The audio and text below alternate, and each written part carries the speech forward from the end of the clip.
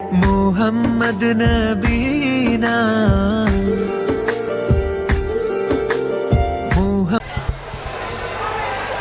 بسم اللہ الرحمن الرحیم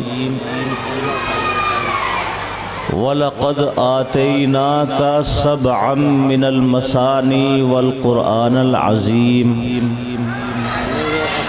وقال النبي صلى الله عليه وسلم خيركم من تعلم القرآن وعلمه أو كما قال عليه الصلاة والسلام۔ قابل قدر حضرات علماء کرام اور معزز حاضرین جلسہ، اس وقت میں نے قرآن پاک کی ایک چھوٹی سی آیت اور رسول اکرم صلی اللہ علیہ وسلم کی بہت چھوٹی سی حدیث پڑھی ہے۔ بہت ہی مختصر وقت میں کچھ دین کی اہم اور ضروری باتیں آپ حضرات تک پہنچانے کا ارادہ ہے۔ اللہ تعالیٰ سے دعا کیجئے کہ اللہ پاک مجھے صحیح کہنے کی اور ہم سب کو عمل کی توفیق عطا فرمائے۔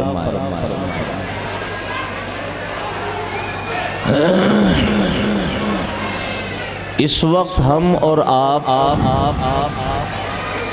دین کے نسبت پر یہ مجلس جو منعقد ہے، اس میں ہم اور آپ شریک ہیں۔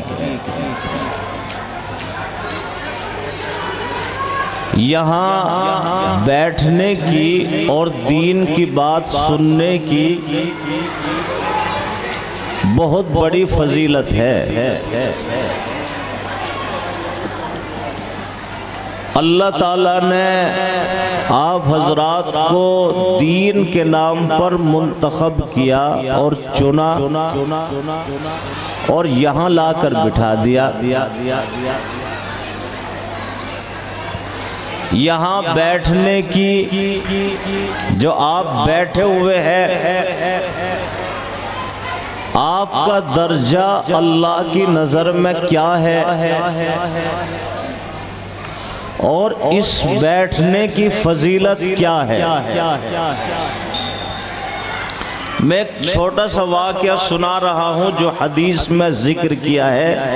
یہاں بیٹھنے کی فضیلت اور اس کی اہمیت کا آپ کو خود اندازہ ہو جائے گا۔ حضرات صحابہ اسی طرح مجلس میں بیٹھے ہوئے ہیں اور حضور پاک صلی اللہ علیہ وسلم تقریر فرما رہے ہیں۔ اسی درمیان حضرت جبرائیل علیہ السلام انسان کی شکل میں تشریف لے آئے۔ حضرت جبرائیل علیہ السلام بہت طاقتور اور بڑے فرشتے ہیں۔ اتنے بڑے فرشتے ہیں اور اتنے طاقتور ہیں کہ حضور نے روایتوں میں آتا ہے کہ ان کو 3 مرتبہ اصلی شکل میں دیکھا۔ تو حضور پاک صلی اللہ علیہ وسلم نے جب حضرت جبرائیل کو فرشتے کی اصل شکل میں دیکھا تو حضور فرماتے ہیں کہ سر آسمان میں اور پیر زمین پر، اور 600 بازو، اور ایک بازو مشرق میں اور ایک بازو مغرب میں۔ تو اس زمین کے اور آسمان کے پورے خلے کو فرشتہ گھیرے ہوئے تھا۔ اتنا طاقتور فرشتہ حضرت جبرائیل علیہ السلام۔ ان کا کام کیا ہے؟ دیکھو فرشتے بہت بڑی تعداد میں ہیں، اللہ کی ایک نورانی مخلوق ہے فرشتے، مسلمانوں کا عقیدہ یہ ہے کہ فرشتوں پر ایمان رکھتے ہیں کہ اللہ کی نورانی مخلوق فرشتے ہیں۔ اللہ تعالیٰ نے فرشتوں کو انسانوں سے بڑی تعداد میں پیدا فرمایا، اور فرشتوں کا ایک کام ہوتا ہے، اللہ تعالیٰ فرشتے کو ایک کام دیتا ہے، فرشتہ دو کام نہیں کرتا۔ تمام فرشتوں میں ایک فرشتہ ہے جو قرآن کو پڑھتا ہے، ورنہ تمام فرشتے قرآن کو نہیں پڑھ سکتے۔ ایک فرشتہ ہے صرف حضرت جبرائیل علیہ السلام جو قرآن کو پڑھتا ہے، ورنہ جتنے فرشتے ہیں وہ قرآن کو پڑھتے نہیں ہیں، قرآن کو سنتے ہیں۔ اس لیے اللہ تعالیٰ نے قرآن پڑھنے کی جو دولت اور نعمت عطا فرمائی وہ اپنے مخلوق انسانوں کو اللہ نے عطا فرمائی۔ حضرت جبرائیل کا کام اللہ کے پیغام کو نبیوں تک پہنچانے کا ہے، اور نبی کا کام تمام انسانوں میں پہنچانا اللہ کے احکام کو اور پیغام کو۔ تو فرشتے ان کا کام لا یعصون اللہ ما امرہم ویفعلون ما یؤمرون، کہ فرشتے وہ جو نورانی مخلوق ہے وہ کبھی اللہ کی نافرمانی نہیں کرتے، جو حکم اللہ ان کو دیتا ہے بس وہی کام وہ کرتے ہیں۔ تو خیر میں یہ بات عرض کر رہا تھا کہ حضور کی مجلس ہے، صحابہ ایسے ہی بیٹھے ہوئے اور حضور تقریر فرما رہے ہیں۔ حضرت جبرائیل علیہ السلام حضور کے پاس انسان کی شکل میں تشریف لائے۔ آپ نے سنا ہے کہ حضرت جبرائیل حضور کے پاس مختلف شکلوں میں آتے تھے، اور ایک شکل انسان کی بنا کر آتے۔ ایک صحابی ہے حضرت دحیہ کلبی، وہ خوبصورت صحابی تھے، تو اکثر ان کی شکل اور صورت اختیار کر کے حضرت جبرائیل انسان کی شکل میں حضور کے پاس آتے تھے۔ چنانچہ حضرت جبرائیل حضور کے پاس آئے، آپ تقریر کر رہے ہیں اور صحابہ سن رہے ہیں۔ اسی تقریر کے درمیان حضرت جبرائیل علیہ السلام نے کہا کہ اللہ کے پیغمبر، یہ جو مجمع تمہارے سامنے بیٹھا ہوا ہے، اس مجمع میں ایک وہ جو فلاں آدمی ہے، یعنی جبرائیل نے اس کو متعین کیا کہ وہ جو بیٹھا ہوا ہے، کہ اس آدمی کے سر پہ موت ناچ رہی ہے، اس کی موت آنے والی ہے۔ وہ تو مجمع میں بیٹھا ہے، اسے معلوم نہیں ہے۔ حضرت جبرائیل نے کہا حضور سے کہ دیکھو تمہاری مجلس میں جو فلاں آدمی بیٹھا ہوا ہے، اس کے سر پہ موت ناچ رہی ہے، موت آنے والی ہے۔ حضور نے حضرت جبرائیل سے کہا کہ میں اس سے بتا دوں کہ تیری موت آنے والی ہے۔ حضرت جبرائیل نے کہا اللہ کے رسول بتا دو۔ حضور پاک صلی اللہ علیہ وسلم نے اس کو بلایا، اور بلا کر اس سے یوں کہا کہ میرے پاس ابھی جبرائیل آئے تھے، اور وہ یہ کہہ کر گئے ہیں کہ تیرے سر پہ موت ناچ رہی ہے، تیری موت آنے والی ہے۔ یہ تو اللہ تعالیٰ نے چھپا کر رکھ دیا، موت کو بتایا نہیں ہے، اور یہ اللہ تعالیٰ کی بندوں کے اوپر بڑی مہربانی ہے کہ موت کو کسی کو بتایا نہیں، چھپا دیا اس کو۔ بتاؤ اگر موت کا مجھے یا آپ کو علم ہو جائے کہ 10ویں سال میں فلاں دن موت آئے گی، تو میں تو آج سے ہی مرنا شروع ہو جاؤں گا۔ ایک آدمی بہت موٹا ہو گیا، واقعہ کتاب میں لکھا ہے، اب موٹا ہونا تھا بہت بیماریوں کا خزانہ ہے، موٹا آدمی نہ دوڑ سکتا نہ کہیں اوپر چڑھ سکتا، اور بھاگنا پڑ جائے تو جان بھی نہیں بچ سکتی اس کی۔ پتلا دبلا چھڑیلا بدن کا آدمی اچھا ہوتا ہے۔ تو ایک شخص بہت موٹا ہو گیا، اس نے علاج کرایا موٹاپے کا، موٹاپا ختم ہی نہیں ہو رہا ہے، وہ بڑھتا چلا جا رہا ہے۔ کسی بزرگ اللہ والے سے ملاقات ہو گئی، اس سے کہا کہ حضرت میرے لیے دعا کرو کہ میں پتلا ہو جاؤں۔ حضرت نے بغیر سوچے سمجھے ایک دم زبان سے کہا کہ تیرے لیے کیا دعا کروں، تو کل 40 دن کا ہے، 40ویں دن مر جائے گا۔ اب یہ اتنا موٹا آدمی، بس ایک دم اس کا پیلا، ایک دم اس کا چہرہ پیلا پڑ گیا، پیر تلے سے زمین نکل گئی، اور یہ تو غم اور صدمے میں اور فکر لے کر گھر جا کر بیٹھ گیا، اور دن گننے شروع کر دیے کہ اب میری زندگی کے 39 دن، اب 38 دن۔ اس کے دوست اور احباب آتے کہ بھئی چل دعوت میں، شادی میں، کہ میں نہیں جانے والا، میری زندگی کے تو کل 30 دن رہ گئے، کہ بہترین قورمہ ہے، بریانی ہے، مجھے نہیں چاہیے، مجھے تو بھوک ہی نہیں لگ رہی، 25 دن رہ گئے میری زندگی کے۔ ہنسنا اور بس فکر چڑھ گئی موت کی، اور دن گنتے گنتے اب یہ اسی دن سے نڈھال ہوتے ہوتے ہوتے سوکھتا چلا گیا۔ جب 5 دن رہ گئے تو سب کو بلا لیا کہ بھئی میری زندگی کے 5 دن ہیں۔ لوگ سمجھا رہے ہیں کہ اللہ کے بندے نہیں آئے گی، کھا لے، کہ نہیں فلاں اللہ والے نے کہہ دیا اب تو 3 ہی دن رہ گئے، اور سوکھ کر لکڑی کی طرح ہو گیا۔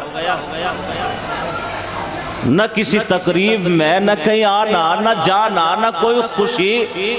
جب ایک دن رہ گیا تو پوری تیاری کر لی، لوگ اکٹھا ہو گئے، سمجھا رہے ہیں کہ نہیں کل تو میری موت کا دن ہے، آخری دن ہے۔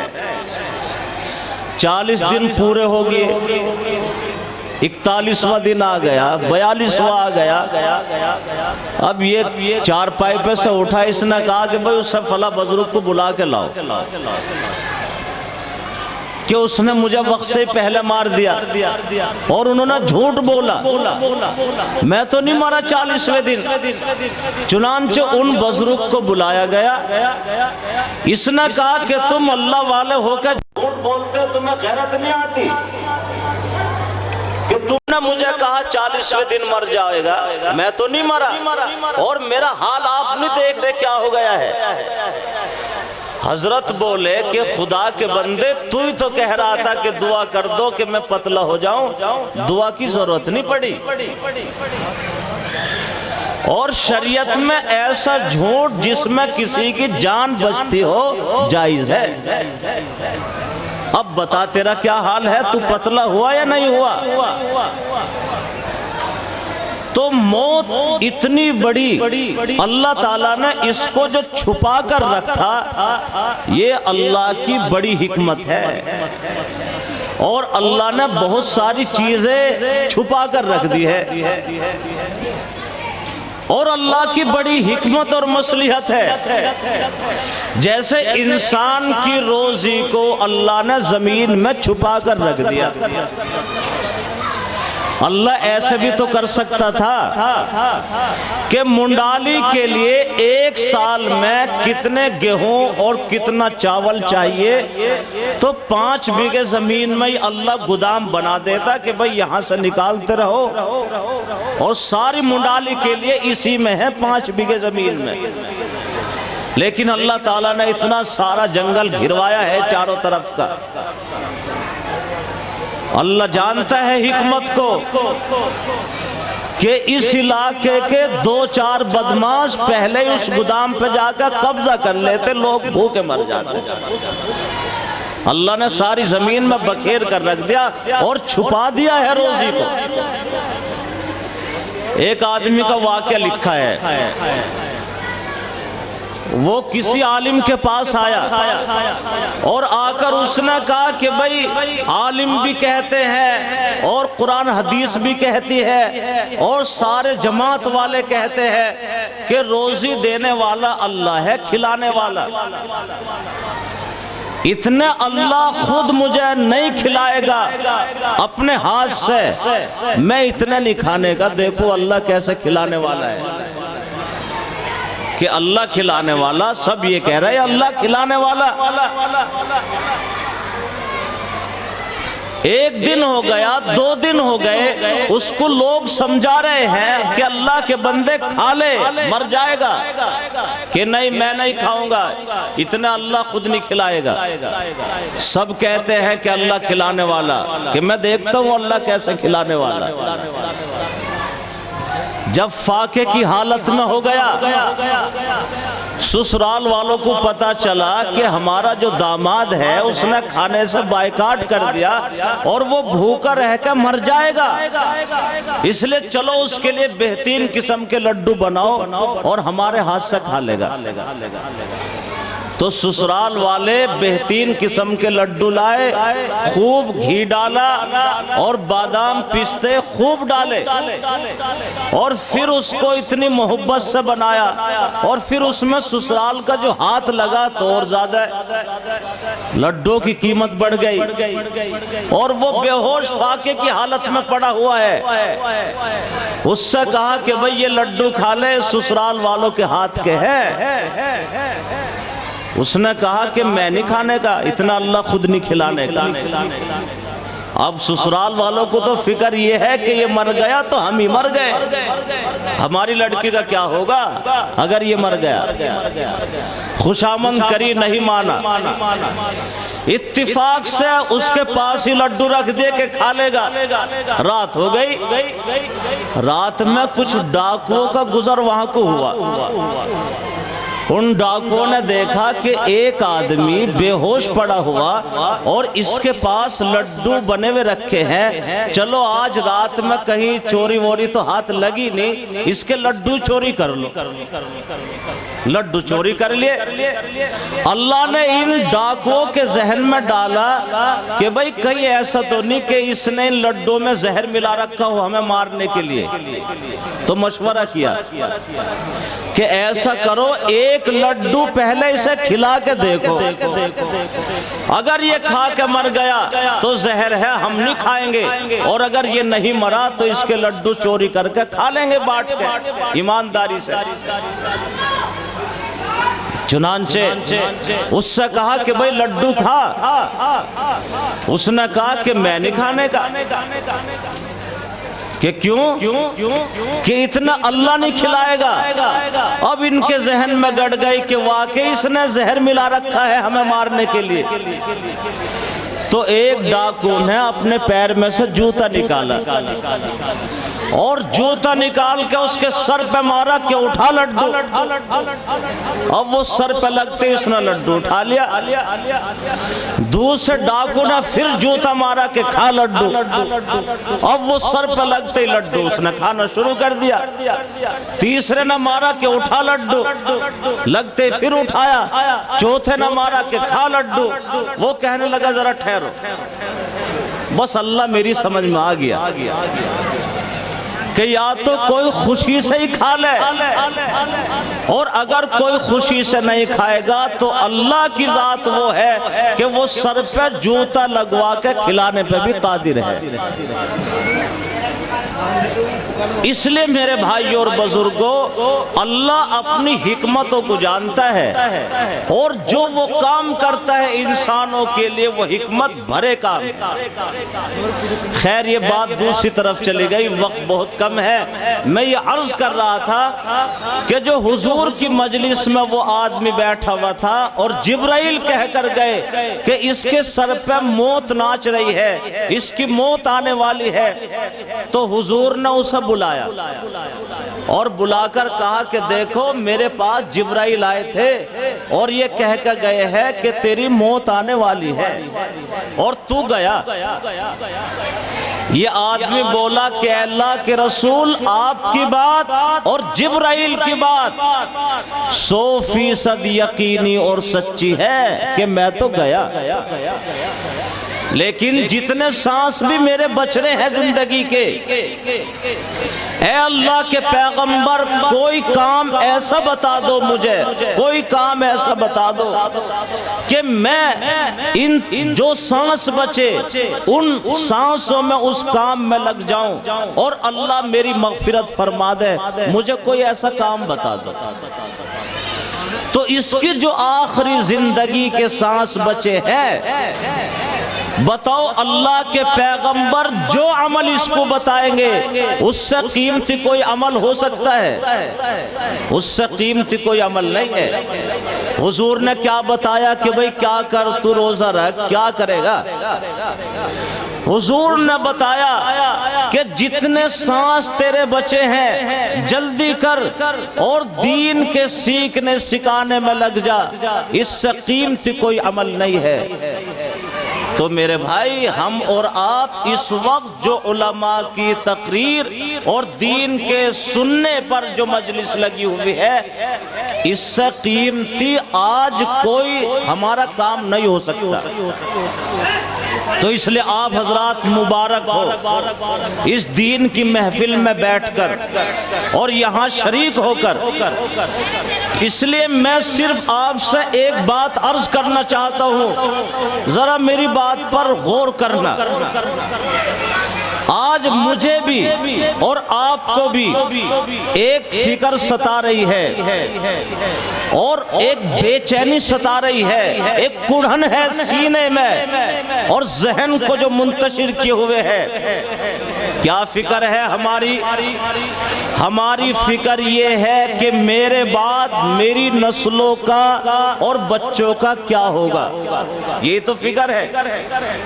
مجھے رات دن کی فکر کڑھن، میرے بچے، ان کی دکان ہو، فیکٹری ہو، جائیداد ہو، کھیتی باڑی ہو، بس ایک دنیا کی فکر ہے اور یہ ہونی چاہیے، کوئی غلط نہیں ہے۔ اپنی نسلوں کے معاش، اقتصادیات، ان کی مالی حالات، اس پر فکر ہونی چاہیے۔ لیکن اس وقت جو سب سے بڑی فکر ہے، ایک وہ فکر کہ میں اور آپ اپنے ذہن میں یہ فکر پیدا کریں اور یہ کڑھن اور بے چینی پیدا کریں کہ میری نسلوں کے مرنے کے بعد ان نسلوں کا کیا ہوگا۔ بتاؤ یہ سب سے بڑی فکر ہے یا نہیں ہے کہ میری نسلوں کے مرنے کے بعد نسلوں کا کیا ہوگا؟ اور یہ اتنی بڑی فکر ہے کہ یہ فکر تو انبیاء علیہ السلام کی فکر تھی۔ ایک بہت بڑے پیغمبر گزرے ہیں جن کا نام حضرت یعقوب علیہ السلام ہے۔ اللہ نے ان کی نسلوں میں سب سے زیادہ نبی پیدا فرمائے۔ قرآن پاک میں ان کے آخری وقت کا ایک واقعہ اللہ نے ذکر فرمایا۔ اس واقعے کو ذرا غور سے سنو کہ اللہ نے حضرت یعقوب کا واقعہ قرآن پاک میں ذکر کیا ہے۔ حضرت یعقوب علیہ السلام کا آخری وقت ہے، بالکل دنیا سے جانے والے، اور اب زندگی کی امیدیں اور آج ٹوٹ چکی ہے، آخری وقت ہے۔ اس آخری وقت میں اپنے تمام بیٹوں کو جمع کیا اور بلایا، میرے بیٹو یہاں بیٹھو، مجھے ایک فکر ستا رہی ہے اور نڈھال کیے ہوئے جا رہی ہے اور راتوں کی نیند حرام کر دی ہے۔ ایک فکر میرے سینے میں اور ذہن اور دماغ اور سینے میں موجود ہے۔ نبی کا، اتنے بڑے پیغمبر کا ایک فکر قرآن بیان کر رہا ہے، اور قرآن یوں کہتا ہے، حضرت یعقوب علیہ السلام کا بالکل آخری وقت قرآن کہہ رہا ہے، ام کنتم شہداء اذ حضر یعقوب الموت اذ قال لبنیہ ما تعبدون من بعد۔ قرآن نے بیان کیا کہ حضرت یعقوب علیہ السلام کا آخری وقت جانے والے دنیا سے اپنے بچوں کو، بیٹوں کو جمع کر لیا، اور جمع کر کے ایک سوال کیا بچوں سے کہ میرے بچوں، میرے سینے میں کڑھن ہے، فکر ہے، اور میری رات کی نیند حرام کر رکھی ہے، اور میری کمر ٹوٹ چکی ہے، بس ایک فکر دھن سوار ہے کہ بچوں ایک زبان ہو کر بتلاؤ کہ میں تو دنیا سے جا رہا ہوں، مجھے تمہاری جائیداد کی فکر نہیں ہے، دکان کی، فیکٹری کی، کاروبار کی، حساب و کتاب کی کوئی فکر نہیں، مجھے فکر یہ ہے کہ میرے بعد تم یہ بتاؤ بچوں کس کو اللہ مانو گے اور کس کی عبادت کرو گے اور تمہارا مذہب کیا رہے گا، مجھے یہ فکر ستا رہی ہے۔ بچوں نے ایک زبان ہو کر کہا وہ نبی کی نسل ہے اور نبی کی اولاد ہے۔ ایک زبان ہو کر کہا ابا جی فکر نہ کیجئے، ہم تمہاری نسل ہیں، اور تمہیں جو ایک کڑھن اور فکر ستا رہی ہے ہماری آخرت کو لے کر، آپ فکر رہیے اور مطمئن ہو جائیے اور ہمارا جواب سنو۔ تو تمام بچوں نے ایک زبان ہو کر جواب دیا۔ قرآن نے اس جواب کو قیامت تک کے لیے باقی رکھا، اور قرآن کہہ رہا ہے قالوا نعبد الہک و الہ آبائک ابراہیم و اسماعیل و اسحاق الہا واحدا ونحن لہ مسلمون۔ انہوں نے یہ جواب دیا کہ ابا جی ہمارا مذہب پوچھنا چاہتے ہو، عقیدے کا امتحان لینا چاہتے ہو، ہم تو تمہاری تو اولاد اور ذریت ہے، مطمئن رہیے ہم اپنا اللہ اس کو مانیں گے جس کو اللہ ہمارے دادا ابراہیم نے مانا، اسحاق نے مانا، یعقوب نے مانا، ہم اس کو اپنا رب مانیں گے، اس کی عبادت کریں گے، وَنَحْنُ لَهُ مُسْلِمُونَ، اور اسی کے تابعدار رہیں گے، ایک انگلی ادھر سے ادھر نہیں ہٹ سکتے۔ آپ بالکل مطمئن رہیے اور خدا سے ملاقات کر لیجیے۔ کتنا اہم سوال اور جواب۔ اس لیے میرے بھائی میں اس بھرے جلسے میں میرا بھی ایک یہ وہ پیغام ہے کہ آج اس ملک میں مسلمانوں کی نسل ارتداد کی طرف بڑھ رہی ہے اور نسلوں کو مرتد بنانے کی پوری کوششیں کی جا رہی ہے کہ مسلمانوں کی نسلیں مسلمان نہ رہے۔ اور اس ملک کی جو رپورٹ آئی تقریباً 7 لاکھ مسلمانوں کی لڑکیاں غیر مسلموں کے ہاتھ میں ہاتھ دے چکی ہے، 7 لاکھ، اور باطل پوری طاقت کے ساتھ مختلف شکلوں سے اور مختلف ہتھ گنڈوں سے میری اور آپ کی نسلوں کو اسلام اور ایمان سے ہٹانا چاہتے ہیں اور ہندو بنانا چاہتے ہیں۔ تو ان حالات میں وہ حالات بیان نہیں کر رہا ہوں، ان حالات میں ذمہ داری بڑھ جاتی ہے۔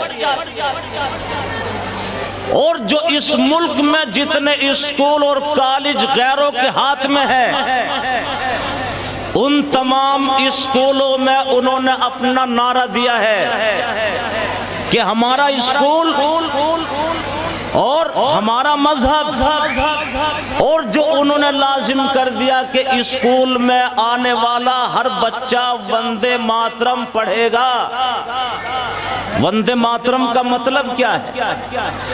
اس کا مطلب یہ ہے کہ ایک مسلمان کا عقیدہ یہ ہے کہ سب کچھ کرنے والی ذات اللہ کی ہے اس کا ایک عقیدہ ہے کہ بیماری دینا، عزت دینا، ذلت دینا، روزی دینا، روٹی دینا، یہ اللہ ہے، یہ مسلمان کا عقیدہ ہے۔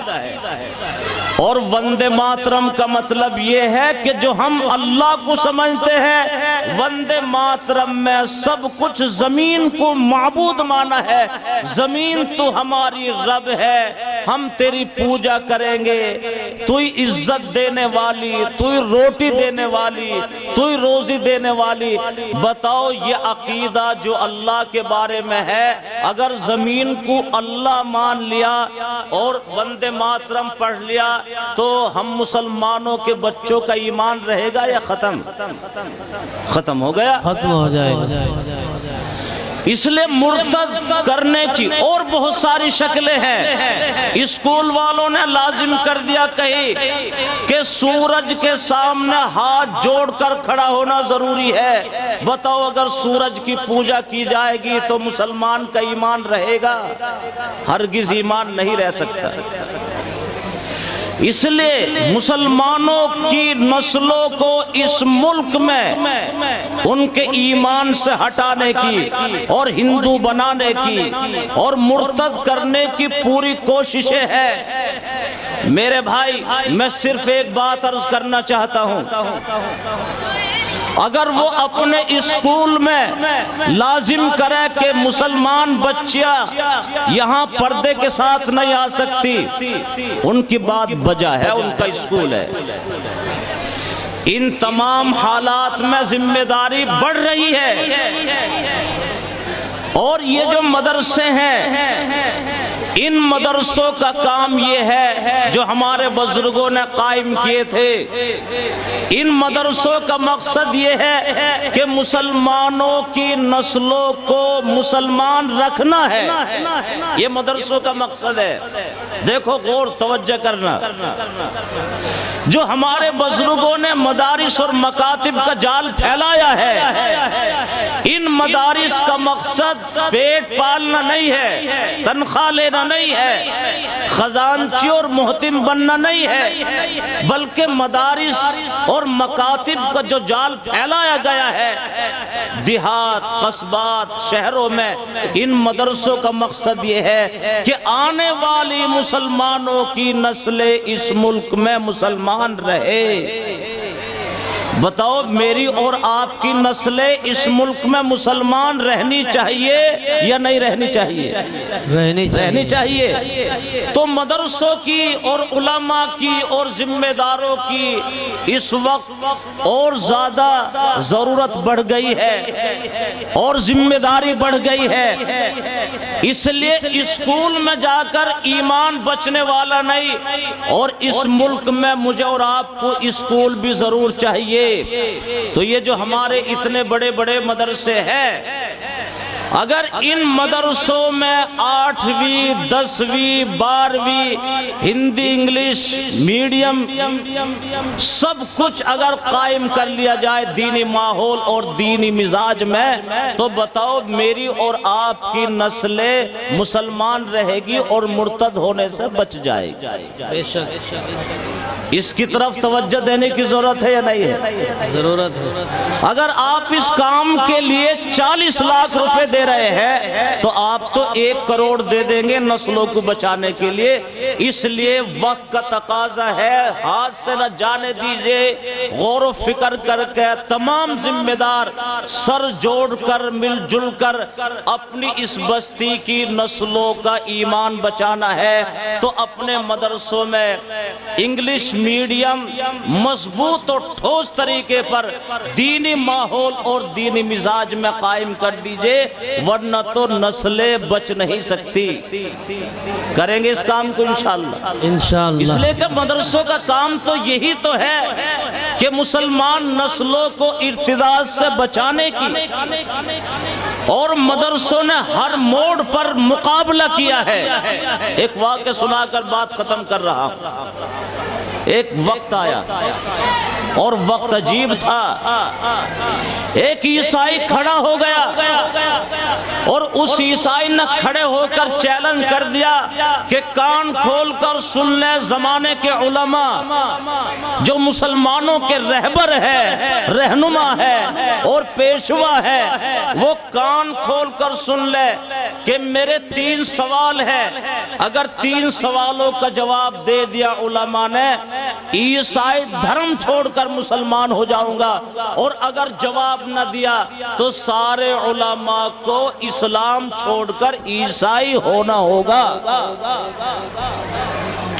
2 اسٹیج لگ گئے، ایک اسٹیج پر علماء کی جماعت کتاب لیے ہوئے ہیں، اور ایک اسٹیج پر یہ عیسائی کرسی بچھا کر کرسی پہ بیٹھا ہوا ہے، اور بہت بڑا مجمع، ہر مسلک کا، ہر مذہب کا پورا مجمع بھرا ہوا ہے۔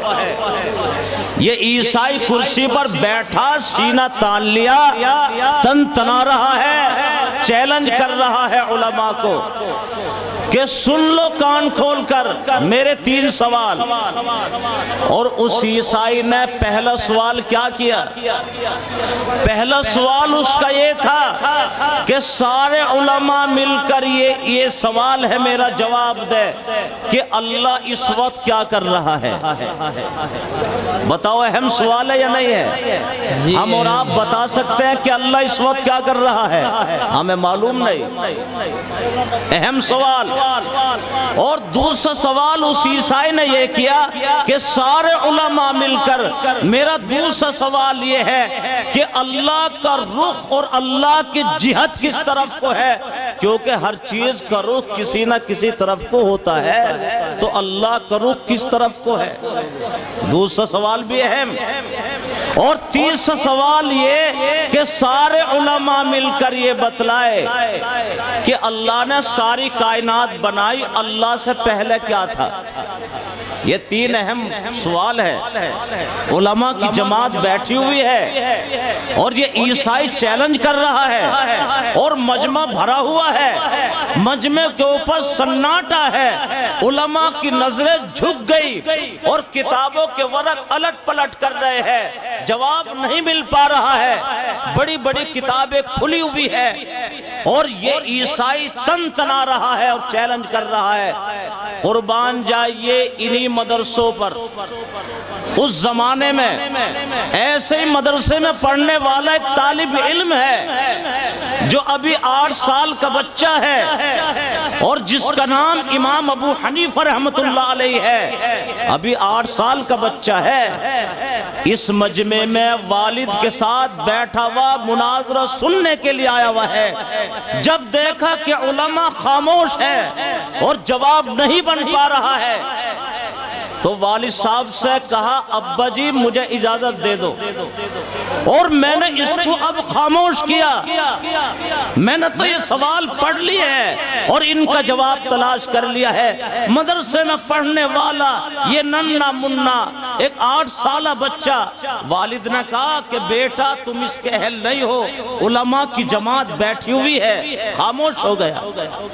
اس عیسائی نے پھر چیلنج کر دیا، اب امام ابو حنیفہ رحمت اللہ علیہ سے نہ رہ گیا، بچے ہیں، اپنے والد کا ہاتھ چھڑایا اور مجمع کو چیرتے پھاڑتے اس عیسائی کی کرسی کے سامنے جا کر کھڑے ہو گئے اور اس عیسائی کے سامنے سینہ تان لیا اور کہا او بکواس کرنے والے ذرا ٹھہر جا، تیرے چیلنج کو میں نے قبول کیا ہے اور میں تیرے سوالوں کا جواب دینے کے لیے حاضر ہوں۔ یہ اسٹیج پر جلوہ افروز علماء کی مقدس جماعت، یہ میرے سر کے تاج ہے، میرے اساتذہ ہے، پہلا نمبر میرا ہے، بعد میں ان کا نمبر رہے گا، اس لیے تیرے سوالوں کا جواب دینے کے لیے حاضر ہوں، لیکن سن لے ایک اصول ہے، تو سائل ہے اور میں مجیب ہوں۔ سوال کرنے والے کا درجہ کم ہوتا ہے اور جواب دینے والے کا درجہ اونچا ہوتا ہے، کیوں؟ لینے والا ہاتھ تو نیچے، دینے والا ہاتھ اوپر، اس لئے جو تو کرسی کے اوپر بیٹھا ہوا ہے سائل بن کر، اس کرسی کو چھوڑ اور نیچے اتر۔ اس نے کرسی چھوڑی، اصول ہے، قاعدہ ہے۔ اس 8 سالہ بچے طالب علم جو مدرسے میں پڑھنے والا، امام ابو حنیفہ رحمۃ اللہ علیہ چھلانگ لگائی اور کرسی کے اوپر جو کود کر بیٹھا اور پورے مجمع کے سامنے اس عیسائی کو چیلنج کیا کہ اب بتلا تیرا پہلا سوال کیا ہے۔ اس نے کہا میرا پہلا سوال یہ ہے اللہ اس وقت کیا کر رہا ہے؟ امام ابو حنیفہ نے فرمایا اللہ اس وقت تجھے ذلیل کر رہا ہے اور مجھے عزت سے نواز رہا ہے۔ کہ اللہ نے قرآن میں فرمایا قل اللہم مالک الملک تؤتی الملک من تشاء وتنزع الملک ممن تشاء وتعز من تشاء وتذل من تشاء۔ اللہ کی ذات وہ ہے جس وقت جس کو چاہے ذلیل کرے اور جس وقت جس کو چاہے عزت عطا کرے۔ اللہ تجھے کرسی سے نیچے اتار کر ذلیل کر رہا ہے اور مجھے کرسی کے اوپر بٹھا کر اللہ عزت سے نواز رہا ہے۔ اللہ اس وقت یہ کر رہا ہے۔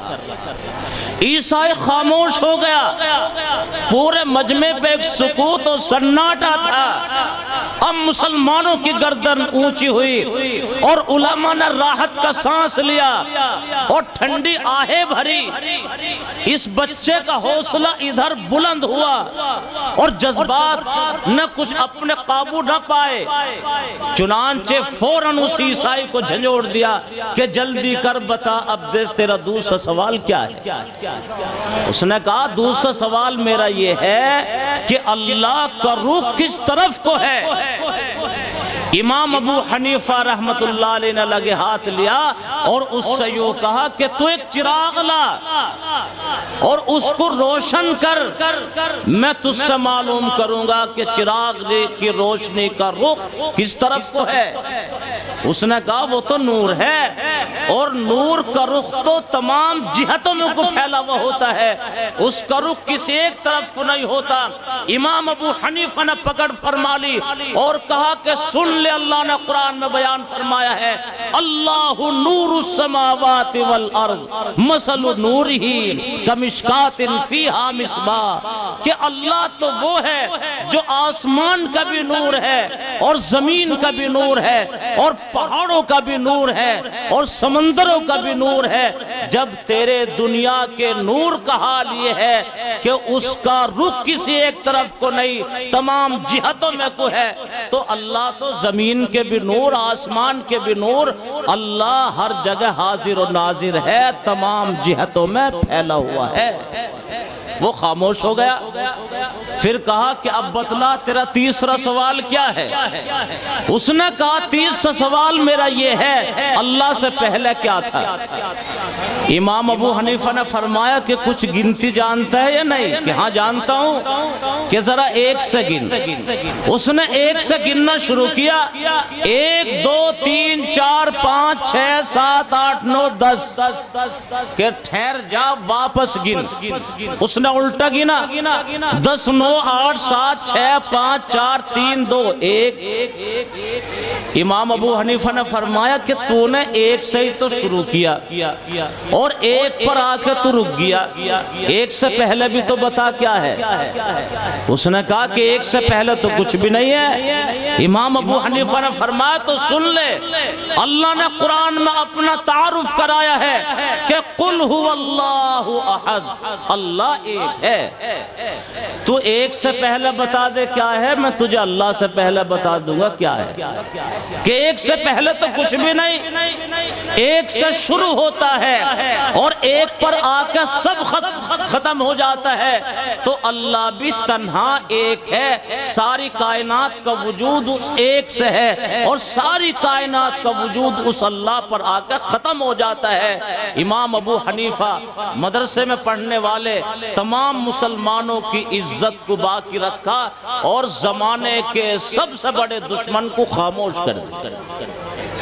اس لئے میرے بھائی حالات اچھے نہیں، ملک جس دشا اور رخ کی طرف جا رہا ہے مستقبل بھیانک اور خطرناک نظر آ رہا ہے۔ اس لئے اس ملک میں اگر اپنی نسلوں کو مسلمان رکھنا ہے اور ایمان کا تحفظ چاہتے ہو تو آج فرقہ پرست تحریکیں اور اسلام مخالف طاقتیں ایک پلیٹ فارم پر جمع ہے اور متحد ہو کر ان مدرسوں کو اکھاڑنا چاہتے ہیں، برباد کرنا چاہتے ہیں کہ اگر مدرسے برباد ہو گئے تو اس ملک سے مسلمان اور اسلام برباد ہو جائے گا۔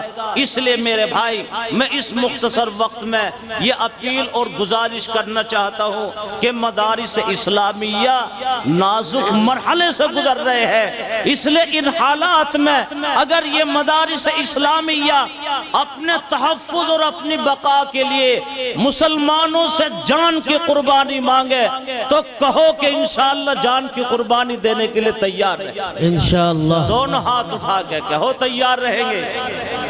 اور اگر اپنے تحفظ اور اپنی بقا کے لیے مسلمانوں سے مال کی قربانی مانگے تو مال کی قربانی دینے کے لیے بھی سب تیار ہو یا نہیں ہو؟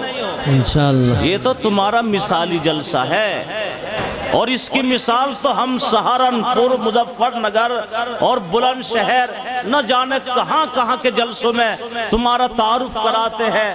ہمیں تو ایسا لگتا ہے کہ ہم منڈالی کے جلسے کے نمائندہ اور ترجمان بن گئے۔ ہم نے شیرپور میں کہا کہ جلسہ دیکھنا ہو تو منڈالی کا دیکھو، ان میں اتنا جوش اور جذبہ پیدا ہوا کہ 42 لاکھ روپے وہاں اسٹیج پر رکھ دیا، 42 لاکھ روپے، اور کہیں 30 لاکھ۔ ابھی کھوائی کے ایک محلے میں چھوٹا سا مدرسہ جلسہ ہوا، 20 لاکھ روپے لا کے رکھ دیے۔ ہرے کا ایک چھوٹا سا مدرسہ محلے کا 15 لاکھ روپے لا کے رکھ دیے۔ تو بھئی یہ منڈالی کا جلسہ پہلے سے مشہور ہے، اس لئے اس جلسے کو کمزور مت ہونے دینا، طاقتور رہے گا انشاءاللہ۔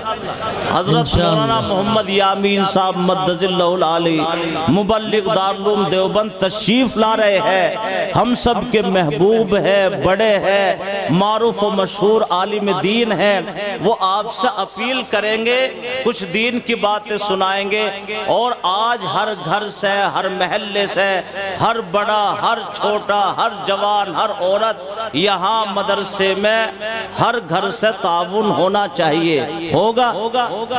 اللہ تعالیٰ اس مدرسے کو خوب ترقی عطا فرمائے۔ وآخر دعوانا الحمدللہ رب العالمین۔ ماشاءاللہ۔